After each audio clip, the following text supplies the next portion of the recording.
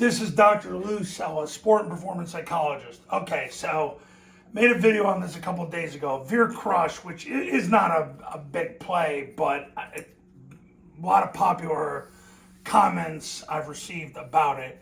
Look, if you ran it against a play side safety, run support corner, how do you do it? Well, you'd have to pull the tackle. So what happens is you would have to pull the tackle, because what ends up happening is when you pull the tackle to the safety, you can cancel him. Then what happens is you don't get a triple team, you get a double team. But what also happens is now the guard basically has to pick up whoever's in the B gap. So if there's a tackle call, the tackle now, instead of going straight ahead, he's got a zone play side and pick whoever's up. Because if there's a 4-eye, the receiver might not be able to down block the 4-eye, so the guard would have to just simply get in the way of the 4-eye. And that would be the only difference in the center, and it puts a lot of pressure on the center to have him scoop, which really puts you in a tough spot. But you wanted to learn how to do it, that's how you would do it. So basically what happens is the center's got to block through the spine of the guard. The guard basically has to block through the spine of the receiver when you run Veer Crush against any type of play side safety defense. So in this case, since there's no immediate threat, he can go straight to the mic. But really what he wants to do is zone step and go to the mic. But then what that does for the center is now he snaps the ball and he's a runner to get there. So I wanted to draw this up for you just in case you got arousal over this concept, which apparently a lot of you have. But that's what would happen is you got to pull the tackle to the safety. You got the A back on the corner. You got the receivers. He's the crush. He's the crusher. He crushes the C gap threat. But he's the B gap player. He's the A gap player. He's the backside A gap player. He's the backside B gap player. He cuts off. The good thing about this play is the B back is going to sprint through the ball, sprint through the play side hip of the receiver. He's going to catch the backer scraping. So really his path a lot of times is going to end up there, and he's going to catch him as he's going. Quarterback takes the snap, jumps play side, goes off receiver, turns up and scores. And if 2 takes him, he's going to flick the ball to the A coming around. Backside receiver cuts off, and there you go. So that's how you would do it against a play side safety. I'm going to draw it up one more time against... We'll draw it up again. We'll draw it up against a 6-1 here, because there's a play side safety. Now, what would happen is,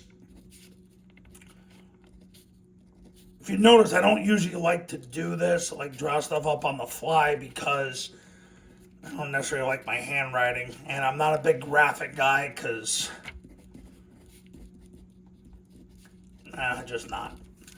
I've done plenty of graphics in my day. All right, so Veer Crush versus 6-1. He's the crusher. There's a play side safety, so obviously there's an alert is made to basically make a tackle. I don't care if it's a pull call, whatever you want to make. But the bottom line is he's got him and he's got him. You're going to say who makes the pull call or the tackle call? It would be him telling him, hey, you got to go. We got a play side safety. So he pulls him to the alley. And then he lets the safety come to him just like he would do on rocket toss.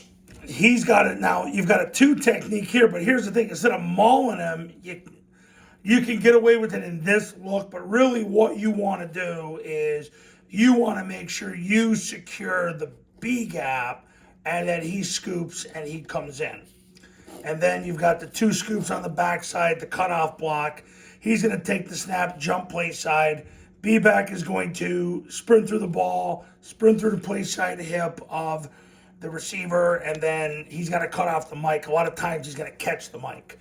Then he goes off the receiver's block, turns up and scores, and if number 2 can tackle him, he hits the brakes and flicks the ball to the A coming around. But like I said, the biggest thing is the guard. If he tries to base the 2, he could probably get away with it here because there's nobody to really pop through, but in a lot of situations, that wouldn't work, because if, let's say, for example, number 2 is right here and they easy stunted, Quarterback's going to cancel them anyway with the football, but it's a lot.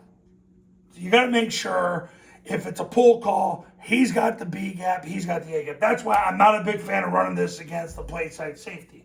So if you're running against a play side safety, it's a lot more coaching you got to do. But you guys want to know, so that's how you would do it. That's why I'm making this video. Veer Crush versus 6-1. Anytime you get a play side safety with a run support corner, that's what you got to do if you want to make it go. So you got your answers to the test. My recommendation is don't run it unless you got safety in the middle of the field or no safety at all. Basically, you want to run it against everything except if there's a play side safety with a corner. Coaches, if you want to win big in 2024, pick up the phone and give me a call. My number's on the thumbnail of this video. So is my website. Triple Option Football Academy and Triple Option Football Academy camps are going to show you how. Go to tripleoptionfootball.com/testimonials. You can read all the success stories that have come from the camps and the academy. See ya.